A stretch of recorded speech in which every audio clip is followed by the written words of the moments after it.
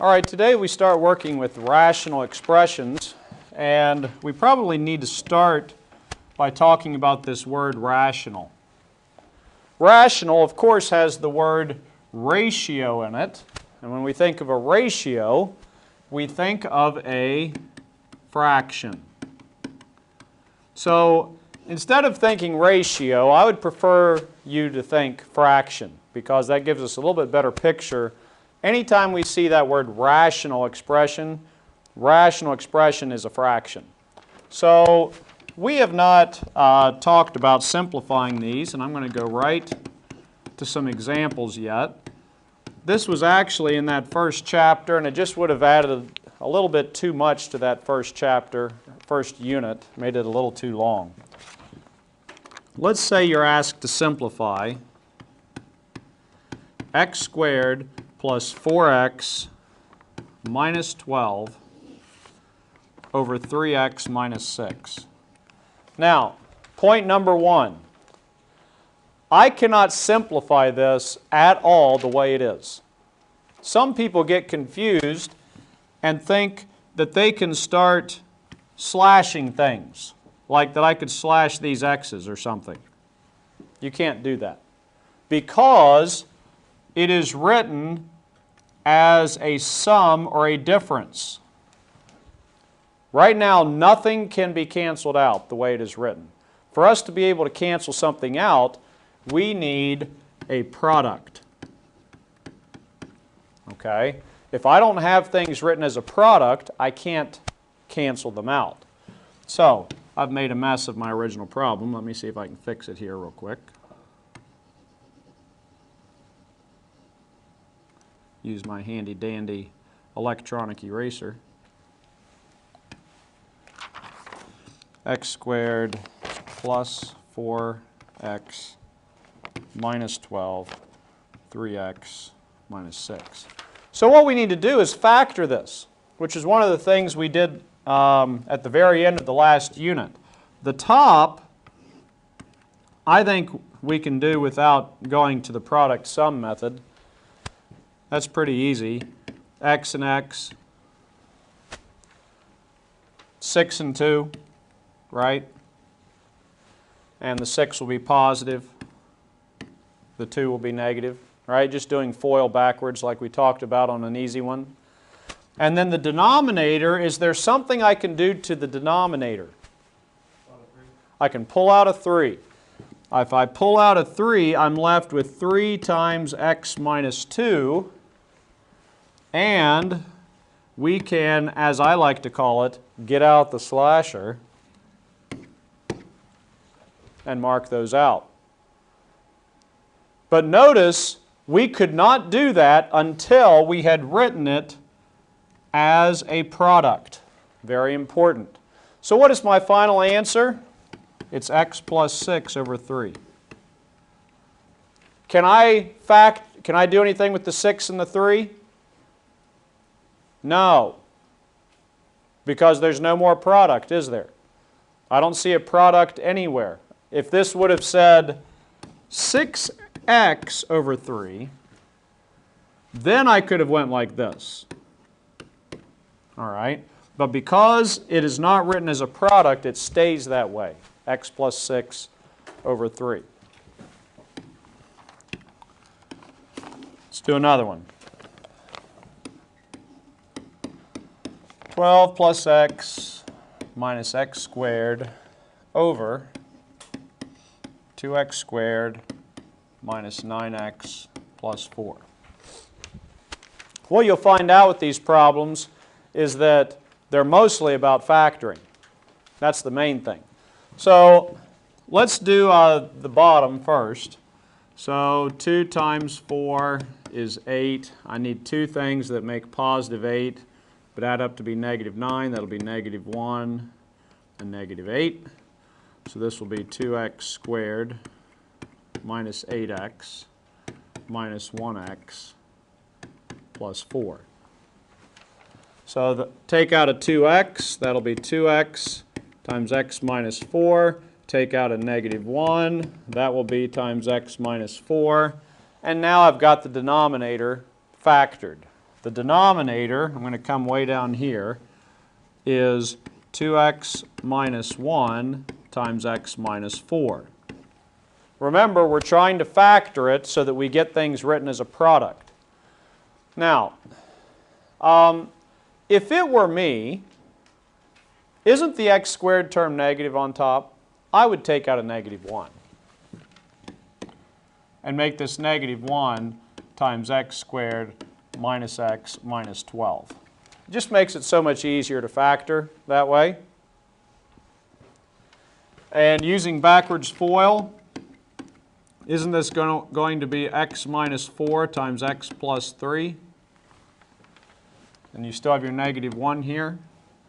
So I'll bring that down. Negative 1 times x minus 4 times x plus 3. And I think you see what we can do. Get out the slasher. Kind of sounds like I'm from the mafia or something, doesn't it, when I do that. Now, how do I write my final answer? Well, there's a couple ways, I suppose. I could write it just the way it is, negative 1 times 2x plus 3 over 2x minus 1. That is correct. That is a correct answer. Or I could, oh, not 2x plus 3, just x plus 3, sorry. Or I could distribute the negative 1 through. Okay, so be aware of that when you're checking your answers in the back of the book. Sometimes they'll do little things like that, distribute the negative 1 through, and they'll write it that way as, what would that be? Negative x minus 3 over the denominator. Okay. Now, the next thing, next type of example, you will be asked to multiply or divide. The good news is it's the same method as what we just did. We just have to do factoring. This is why I made you review multiplying fractions. Remember me making you review this? 3/8 times 12/15. Remember that? And I said that we had to factor. 3 divided by 3 is 1. 15 divided by 3 is 5. This one's divided by 4, and so on. Well, the reason I went through all of that is because of what we're going to do now. You're going to be given a problem like this. 2x squared plus x minus 6 all over x squared plus 4x minus 5 times x cubed minus 3x squared plus 2x, this thing looks really scary, times 4x squared minus 6x. All right, this problem looks forever long, but it's really just a lot of factoring. So I like to start with the easy ones. Let's start with this one. This one will factor real nice into x plus 5 times x minus 1. All right, that's backwards, straight backwards FOIL. Over here, can't I take out a 2x? If I take out a 2x, I'm left with 2x minus 3. Okay?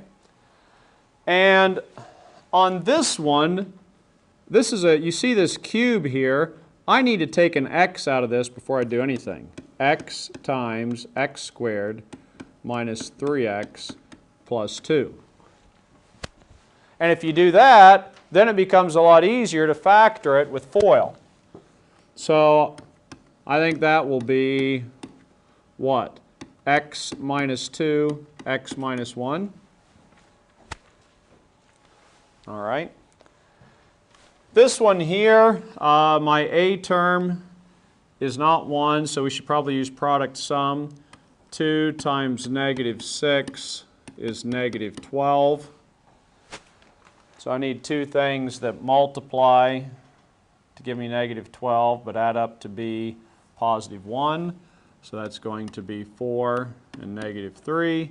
So that's 2x squared plus 4x minus 3x minus 6. I know I'm running out of room. This is forever messy, but sorry, that will be 2x times x plus 2 minus 3 times x plus 2.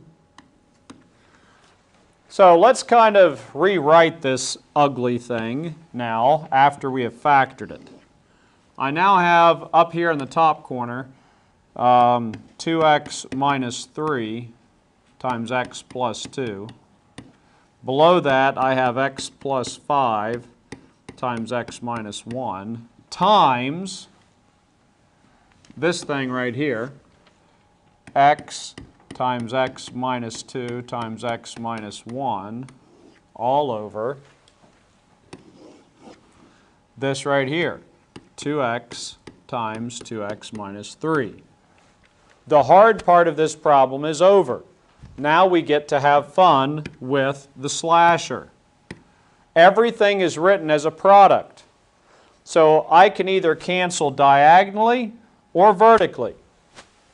So, because of what we know about fractions, this little problem that we reviewed here, I can cancel the 2x minus 3's. I can cancel the x minus 1's. Okay? And how about the x's? Can I cancel just the x's? This is a product in here, isn't it? So I can cancel those x's. All right? And the hard part is done. Now we just write what is left. So what is left? Well, I have x plus 2 times x minus 2 all over x plus 5. And the only other thing is times 2, this little 2 right here. So there's your answer. Most of that problem is, can I factor correctly? That's what is involved with most of that problem. Now you'll notice my instructions said multiply or divide. What if you had one that was division? I'm not going to completely do this problem, but I want to at least get you started. Divided by x squared plus 2x plus 4 all over x cubed plus 8. Once again, this is why we reviewed multiplying and dividing fractions, because of problems like this.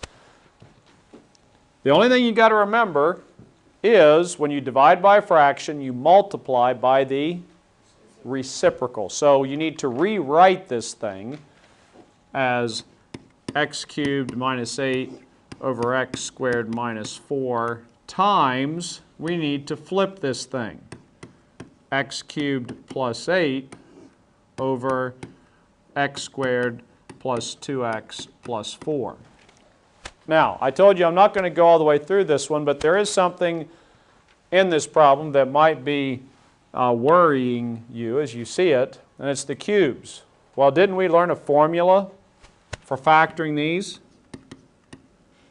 It was on the last test that we just took. You use the formula there. You use the formula here, right? To factor those two. Isn't 2 cubed 8, right? So you use the formula. Isn't this a difference of 2 squares, right? And then you just finish factoring and then get out your slasher and mark everything out just like the last problem. Okay, so it's just like the last one from this point on. You just have to use this formula. Here I'll do the sum one. Wouldn't that be x plus 2 times x squared minus 2x plus 4? Remember that formula that we learned? Okay. So, and then you finish your factoring and get out your slasher, and then the problem's done. So we will stop there for today.